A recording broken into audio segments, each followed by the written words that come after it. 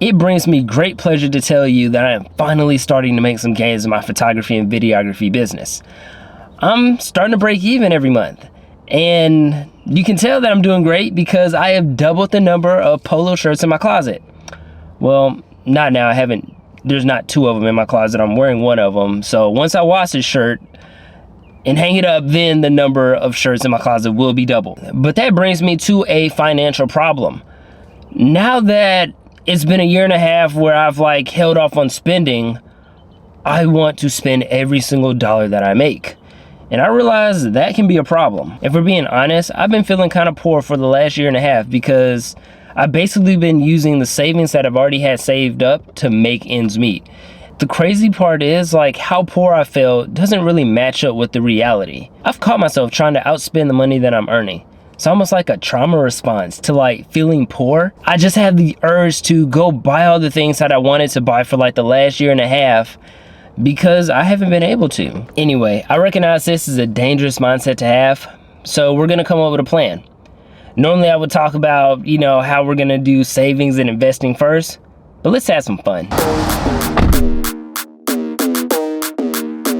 I bought Gran Turismo 7 during Christmas of 2020, and after 2.5 long years, I'm finally going to get the opportunity to turn a wheel. Trying to force yourself to be financially disciplined by not spending money is about as effective as trying to have a healthy relationship with food by not eating at all. Eventually, you're going to slip up and spend money, and because of that, you're going to feel more guilt and you're going to spend even more money. So the cycle is going to continue. It's better to proactively choose where your money is going to go even before you get your money, so you don't end up spending it on things that don't improve your life.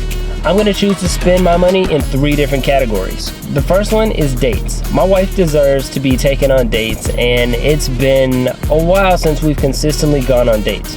But I'm going to change that. It's important that I prioritize her needs as well.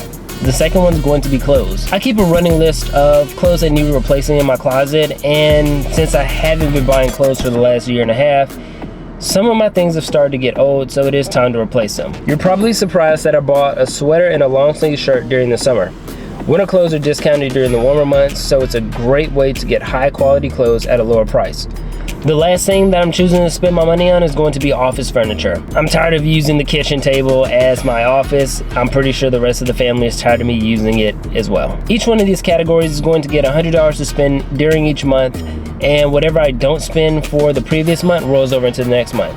That's going to be really helpful for the office supplies because I'm just going to buy it all during Black Friday and not have to worry about getting a piece at a time when I can afford it. Because I've decided to spend my money in these areas, that also means that I've chosen not to spend my money in other areas. That means I've got to be happy with Gran Turismo being the only game that I have for my PS5 for the rest of the year. Next, we're going to move on to investing. I believe that business owners still should be taking advantage of their tax advantage accounts. Even though we're taking a portion of our money and investing it into our business, we should still be investing into our retirement savings. So far, to me, the path to retirement is a little less clear if you're a business owner. That's why I'm still committed to investing money into my tax advantage accounts such as my Roth IRA. I'm going to invest 10% of my earnings into my Roth IRA. Once I hit my savings goal up next, I'll invest a little bit more money back into my Roth IRA. But savings is important, and that's what we're going to talk about right now. I've got to resist the urge to feel like I've made it and things are going to keep going the same way that it is now. There are more likely going to be down months, and I need to prepare for that today. That means I need to prioritize rebuilding my savings as the money is coming in. 20% of the money that I receive is going right back into my emergency fund. If I can meet the rest of my expenses, another 5 to 10% can possibly go into their savings, just depending on what I have left over after paying all my bills. Last year, I picked up a part-time job because I couldn't afford to buy another computer which I edit my client's video on. I was $600 short when my old computer finally broke, and I had to use my savings to cover the rest. I don't want to be in that position again when Sony comes out with the A7S IV. So I gotta get my savings up right now. Also, we probably won't end up taking a family vacation this year because we don't have any of the savings from last year to make that happen. Hopefully, I'll be able to take 1 or 2 traveling shoots and invite my wife to them, but that'll probably be the extent of traveling for the summer. I'm gonna have to be okay with that.